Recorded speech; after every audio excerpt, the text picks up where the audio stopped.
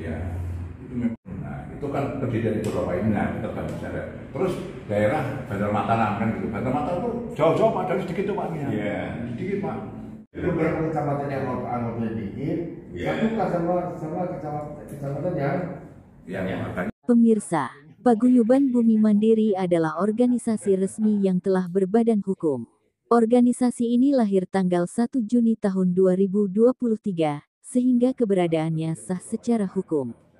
Demikian disampaikan Ketua Paguyuban Bumi Mandiri Lampung Gunamarwan kepada wartawan usai rapat pengurus PBM di Bandar Lampung Kamis tanggal 28 November tahun 2024. Menurut Gunamarwan, Koperasi Jasa Gunung Madu sebagai pemegang saham mayoritas saat ini sudah tidak lagi memikirkan anggota yang sudah purna karya. Oleh karena itu sebaiknya saham-saham milik anggota diserahkan saja kepada anggota masing-masing yang kemudian akan dikelola Bumi Madu Mandiri melalui Paguyuban Bumi Mandiri. Apa yang dimiliki anggota koperasi bukan dalam bentuk rupiah tapi lembar saham, sehingga dividen yang diperoleh anggota juga dalam bentuk lembar saham, ujar Gunamarwan, mantan Services Business Financial Manager Gunung Madu itu. Sementara itu kuasa hukum PBM Khairul Anom mengatakan fakta hukumnya pada waktu itu keuangan koperasi untuk membayar kewajibannya kepada BMM tidak memadai, sehingga dialihkanlah seluruh saham-saham yang dimiliki koperasi dari BMM kepada anggota. Sadino Purnakarya Gunung Madu, pemilik saham BMM, tetap akan menarik sahamnya di koperasi Gunung Madu.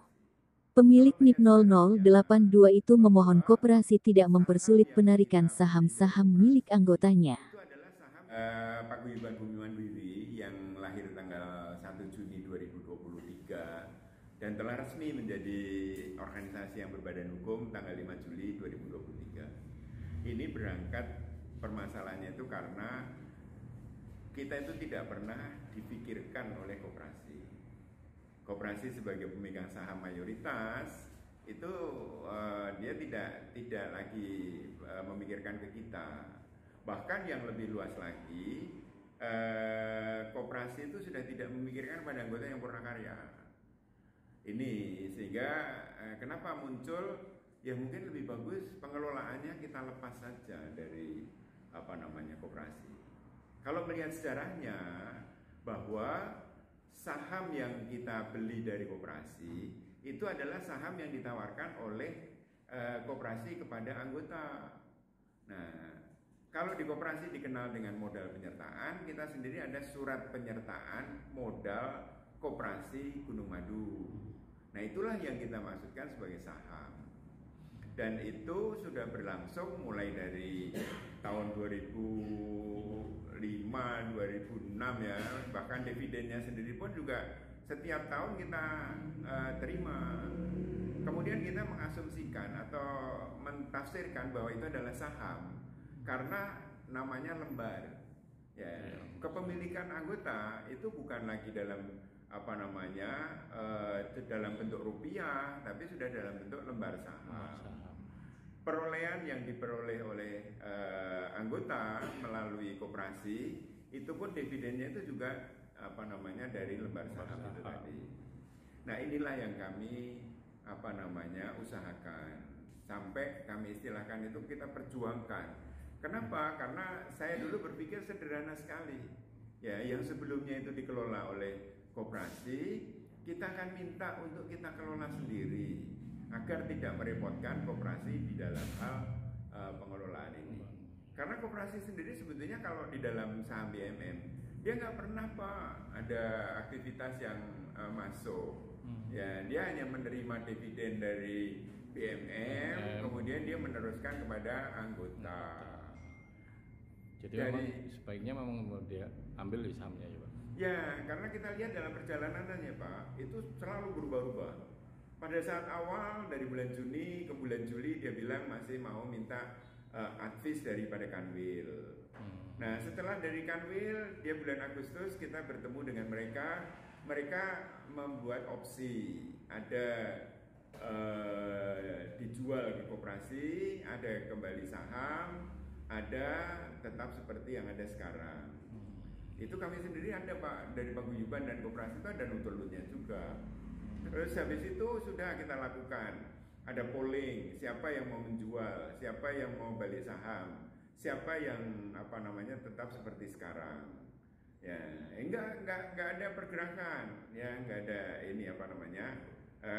progresnya, perkembangannya itu enggak ada. Dulu katanya mekanismenya itu harus dengan jual beli. Sudah, kita sendiri juga akan kita ikuti dengan jual beli. Ya, ternyata enggak ada jawaban-jawaban yang dari koperasi. Apa sih Pak, koperasi itu kok sepertinya keberatan gitu? Inilah yang saya sendiri itu juga enggak habis pikir ya. Apa kerugiannya koperasi gitu loh, kalau kita itu lepas dari koperasi.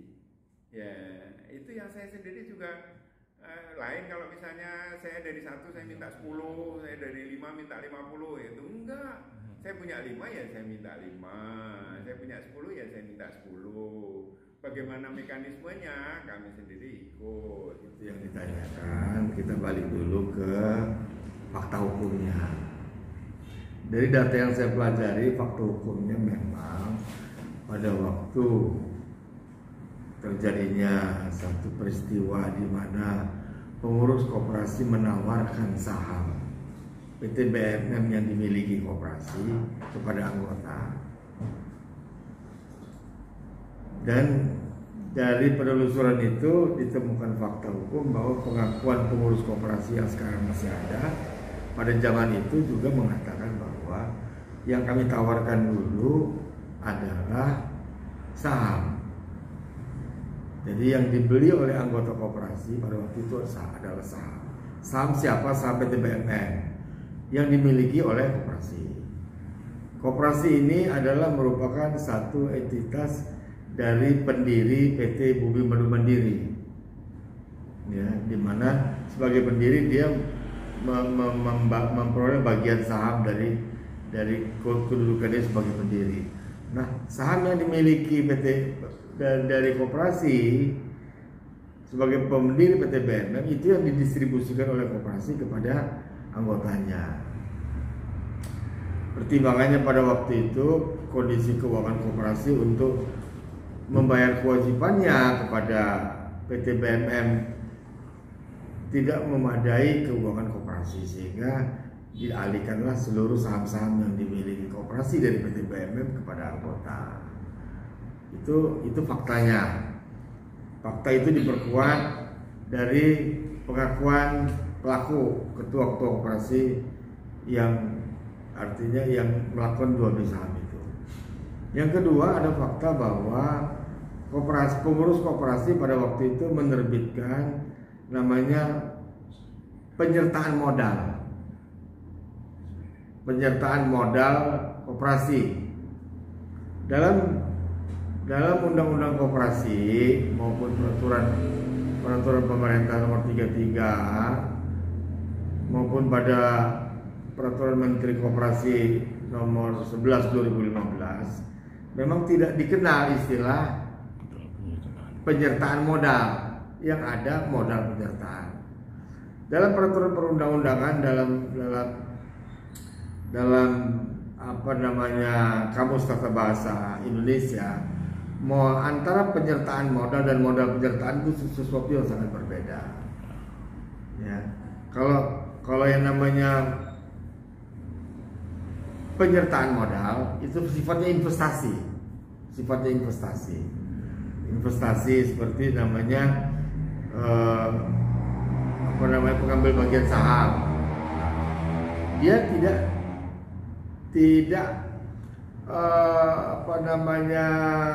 disyaratkan adanya satu perikatan yang mengatur tentang investasi itu sendiri. Karena dia istilahnya itu transaksi yang terjadi hanya sekali dan selesai.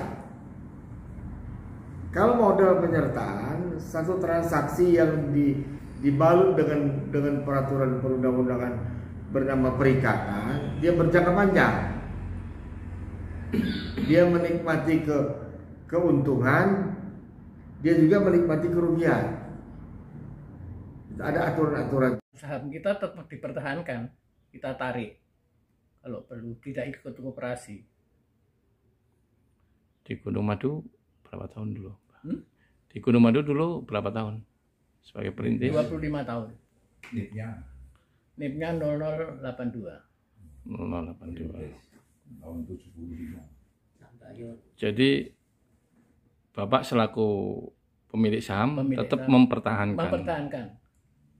mempertahankan pemilik saham ya. Pemilik saham saya.